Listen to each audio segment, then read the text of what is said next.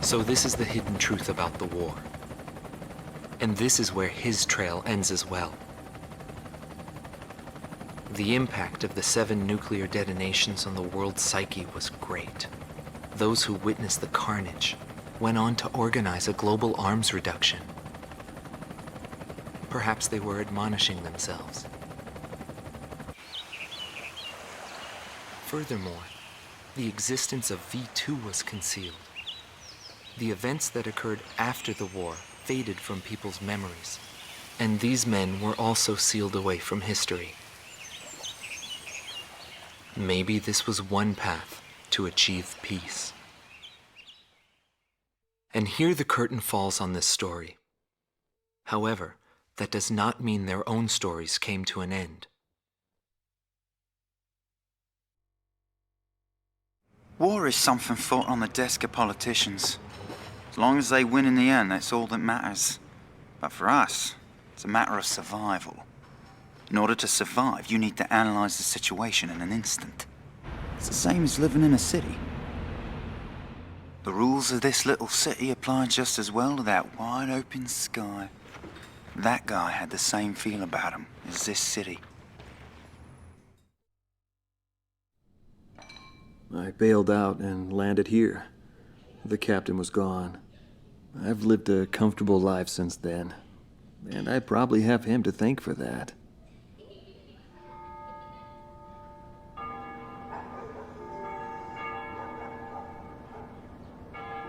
They ring the bells here at dusk to honor the liberation of the capital.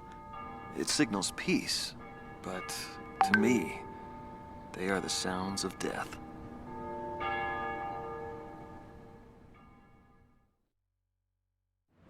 When a fighter plane goes down, that's the end. It disintegrates into pieces. Incinerated beyond recognition. It's a scary thought. But it also makes you feel alive. I left the military, but I still fly that sky.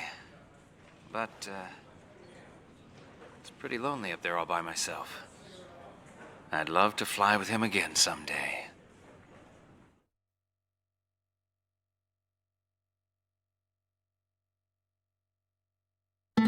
Marcela Vasquez, the Espada team's #2 and former member of the Sapan Air Force, 9th Air and Land Division, 11th Tactical Fighter Squadron. She is thought to be a survivor of the Coup d'etat squadron. She currently earns a living as a dancer. If the Demon Lord hadn't appeared, our lives might have been different. For me, it wasn't about flying or ideals. Most of all, it was about him, my flight lead.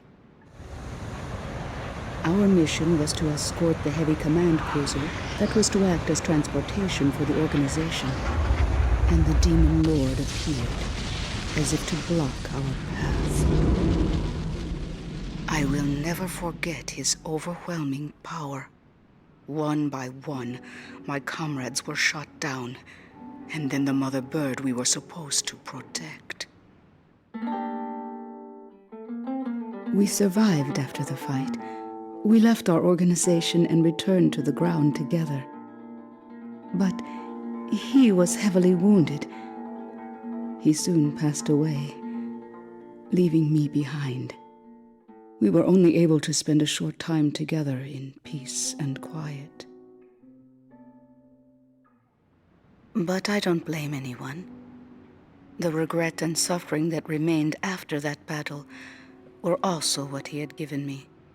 They're among the precious few things he left behind.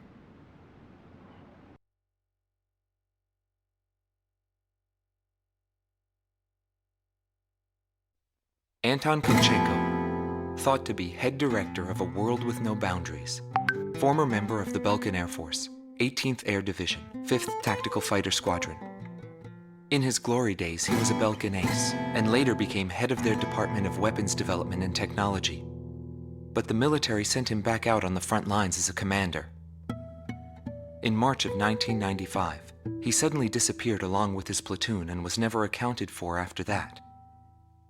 The Balkan Air Force announced that he died in combat. Several months after that, his corpse was found close to the Balkan border. The whole story is still shrouded in mystery.